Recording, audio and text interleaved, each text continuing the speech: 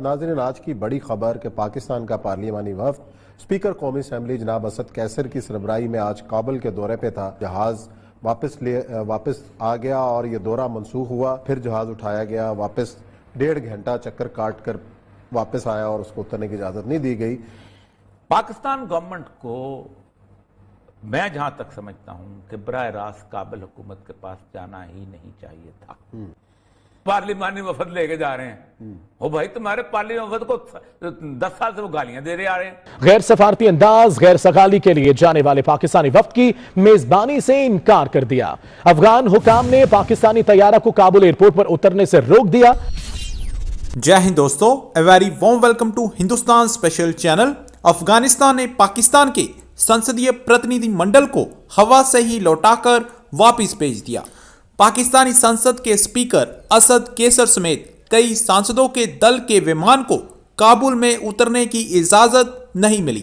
9 سنسدیہ دل کا ومان ہوائی اڈے کے اوپر ہوا میں ہی چکر کاٹتا رہا۔ لگ بھگ 2 گھنٹے ومان کابل میں اترنے کی پرمیشن مانگتا رہا، لیکن اسے پرمیشن نہیں ملی۔ دراصل یہ پرتنیدھی منڈل اشرف غنی سے بات چیت کرنا چاہتا تھا۔ یہ 3 دن کا دورہ تھا۔ اجازت نہ ملنے کے کارن ومان کو اپنے سانسدوں سمیت واپس پاکستان لوٹنا پڑا۔ پاکستانی میڈیا افغانستان میں ہوئی اس فضیحت سے بہت پریشان لگ رہا ہے اور بتا رہا ہے کہ کابل میں ہمارے سانسدوں کو اترنے تک نہیں دیا گیا۔ آج کی ویڈیو میں پاکستانی میڈیا نے اور کیا کہا، تو چلیے دوستو آج کی ویڈیو کی طرف چلتے ہیں۔ افغان حکومت کا شرمناک رویہ، غیر سفارتی انداز غیر سگالی کے لیے جانے والے پاکستانی وفد کی میزبانی سے انکار کر دیا۔ افغان حکام نے پاکستانی طیارہ کو کابل ایئرپورٹ پر اترنے سے روک دیا۔ پارلیمانی وفد اسپیکر اسد کیسر کی سربراہی میں 3 روزہ دورے پر کابل کے لیے روانہ ہوا تھا۔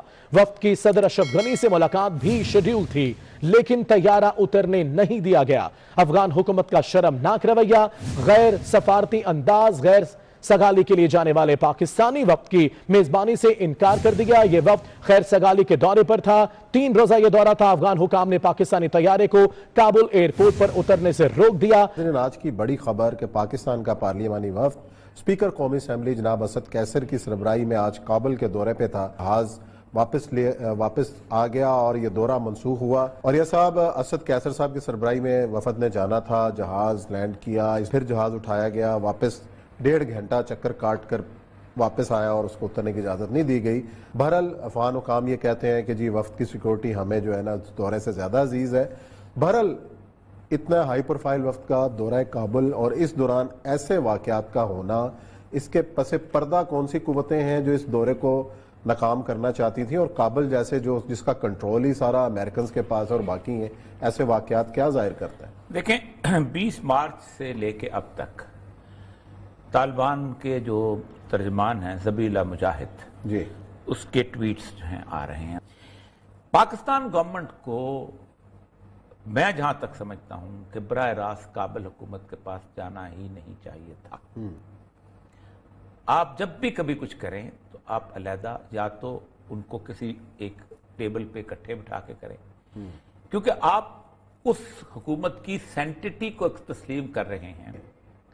اگر امریکن اس کابل حکومت جہاں آپ بڑے پارلیمانی وفد لے کے جا رہے ہو، اگر اس کو تسلیم کر رہے ہوتے تو 1 سال مذاکرات چلے ہیں طالبان کے ساتھ، وہ بٹھاتے اشرف غنی کو، وہ بٹھاتے صالح کو، وہ بٹھاتے دوستم کو، وہ بٹھاتے کسی اور کو۔ تو کون، میں خام خواہ پارلیمانی وفد لے کے جا رہے ہیں، وہ بھائی تمہارے پارلیمانی وفد کو 10 سال سے وہ گالیاں دے رہے آ رہے ہیں۔ یعنی کوئی آپ یار اصل مسئلہ عثمان صاحب یہ ہے کہ میں یہ سمجھتا ہوں کہ آپ اس وقت اس آگ میں نہ کودیں۔ کیا کریں پھر؟ خاموش رہیں۔ جب مذاکرات کی ٹیبل میں بیٹھے تو دیکھیں میری بات نہیں، ہمارے بغیر، پاکستان کے بغیر کیا امن ہو سکتا ہے؟ نہیں، پاکستان کے بغیر آپ اکیلے کیسے جا رہے ہو؟ آپ کو نہیں پتا اشرف غنی، آپ کہیں جی ایک راؤنڈ ٹیبل کانفرنس بلاؤ، ہم بھی اس میں بیٹھتے ہیں، آپ انڈیویجول لیول پہ ملو۔ وفد کیا کرنے جا رہا ہے؟ وفد، آپ کبھی وفد نے کچھ کیا؟ کبھی وفد جانے کا مطلب یہ ہے کہ آپ اس افغان حکومت کی جس کو 18 سال سے امریکہ منوانے کی کوشش کرتا رہا، آپ مانتے ہو جا کے؟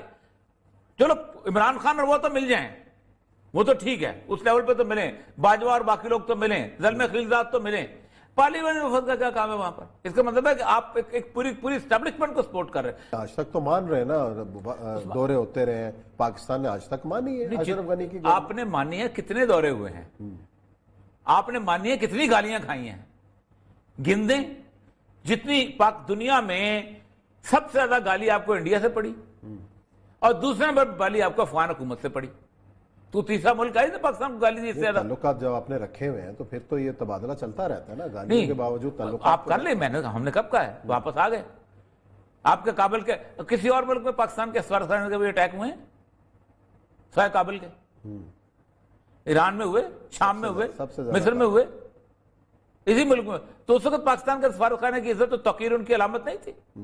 کس علاقے کے اندر کے سفارتخانے میں پاکستان کے خلاف جلوس نکلے سوائے افغانستان کے؟ تو اصل مسئلہ یہ ہوا ہے کہ یہاں پر حملہ جو ہے، اول تو کابل ایئرپورٹ پہ جو ہے اس وقت جنگ جو ہے وہ طالبان کی اس کی چل رہی ہے، اور وہ طالبان جو ہے وہ کہتے ہیں کہ ہم اس کو اب اگر جنگ ہے، اب دیکھیں نا انہوں نے یہ جو 28 مارچ کو انہوں نے کابل ایڈمنسٹریشن نے اس پہ حملہ کیا ہے خوست میں، اور خوست میں ان کے 40 کے قریب لوگوں کو مارنے کی کوشش کی، مارا ہے۔ اور اس کے بعد آپ دیکھ لیں کہ 26 مارچ کو پھر حملہ کیا ہے، اور اس نے کہا کہ اور امریکن پریزیڈنسی کی انہوں نے کہا کہ آشیرواد حاصل تھی اس حملے۔